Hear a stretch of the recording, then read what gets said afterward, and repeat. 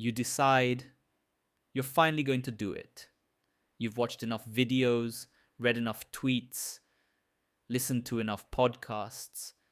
Maybe it's freelancing, maybe it's drop shipping, maybe it's selling digital products. You spend the first week setting everything up.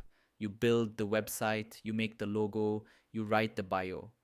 You post a few times, and then you wait. Week 2, nothing. Week 3, maybe one small lead that goes nowhere. By day 90, you've quietly moved on. Most people who quit don't quit because they were lazy. They quit because nothing was working. It's actually a sequencing problem.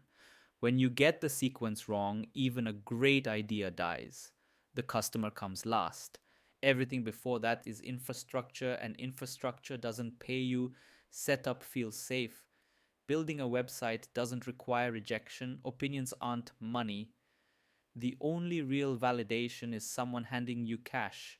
Someone starts freelancing, but then they also start a YouTube channel, but then they also want to create a course. Week 1 through 2, skip the website. Write down 3 to 5 people you could personally reach out to.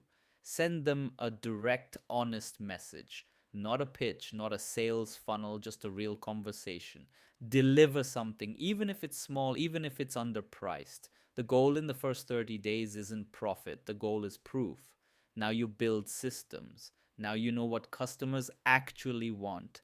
In the right sequence, 90 days pass and you have real customers, real feedback, and a system built around what actually works. You don't need a perfect website, you need one paying customer. The side hustle didn't fail, the sequence did.